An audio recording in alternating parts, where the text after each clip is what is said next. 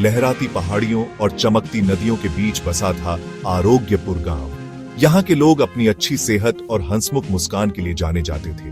खेतों में काम करते हुए उनकी हंसी गूंजती रहती थी। उनके शरीर मजबूत थे और मन खुश।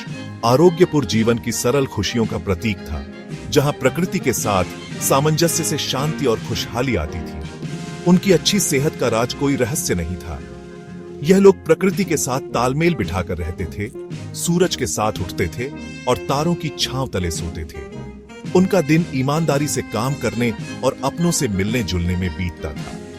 अपनी ही जमीन पर उगाया खाना उनके शरीर को ताकत देता था। आरोग्यपुर का जीवन सादगी का उत्सव था, बाहरी दुनिया की जटिलताओं से कोसों दूर। गांव के बीचों बीच रहते थे ऋषि कुमार, एक आयुर्वेदिक वैद्य जो अपनी बुद्धिमानी और रोगों को दूर करने वाले ज्ञान के लिए पूजनीय थे। ऋषि कुमार का मानना था कि अच्छी सेहत का असली राज है मजबूत रोग प्रतिरोधक क्षमता, एक ऐसा किला जो शरीर को बीमारियों से बचाता है। वो संतुलित भोजन, नियमित व्यायाम और मानसिक शांति के महत्व पर जोर देते थे। उनकी शिक्षाएं गांव के जीवन में रची बसी थीं। उन्होंने लोगों को 6 स्वादों मीठा, खट्टा, नमकीन, तीखा, कड़वा और कसैला और उन्हें अपने भोजन में कैसे शामिल करना है इसके बारे में बताया। उन्होंने सुबह के सूरज के नीचे उन्हें स्फूर्तिदायक योग आसन सिखाए। लेकिन सबसे महत्वपूर्ण बात यह थी कि उन्होंने लोगों के मन में यह विश्वास जगाया कि उनके शरीर पवित्र मंदिर हैं, जिनका सम्मान और देखभाल करना जरूरी है। एक बसंत पड़ोसी गांवों में एक अजीब सी बीमारी फैल गई। जैसे ही इस फैलती बीमारी की खबर आरोग्यपुर पहुंची, लोगों के दिल दहल गए। गांव वाले हमेशा से भाग्यशाली रहे थे, उनकी अच्छी सेहत हमेशा बनी रहती थी।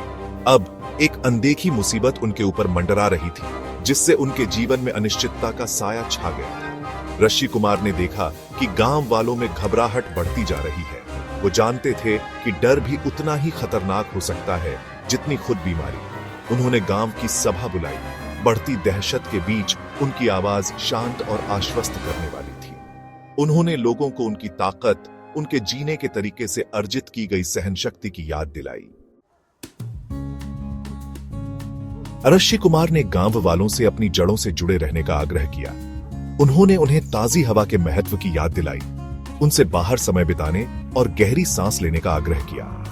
उन्होंने प्रतिदिन योग और ध्यान करने के लिए प्रोत्साहित किया, ऐसे अभ्यास जो न केवल शरीर बल्कि मन और आत्मा को भी मजबूत करते हैं। और उन्होंने संतुलित भोजन के महत्व पर जोर दिया, जिसमें फल, सब्जियां और साबुत अनाज भरपूर मात्रा में हों, ताकि उनके शरीर को अंदर से मजबूती मिले। गांव वाले ध्यान से सुनते रहे। ऋषि कुमार में उनका विश्वास अटूट था। उन्होंने उनका मार्गदर्शन पूरी लगन से माना और अपने जीवन की जानी पहचानी लय में सुकून पाया। आरोग्यपुर, जो कभी बीमारी के साये से घिरा हुआ था, धीरे धीरे ठीक होने लगा। गांव वाले पहले से ज्यादा मजबूत बनकर उभरे। उनकी सहन शक्ति उनके पूर्वजों की बुद्धिमानी और मजबूत रोग प्रतिरोधक क्षमता की ताकत का प्रमाण थी।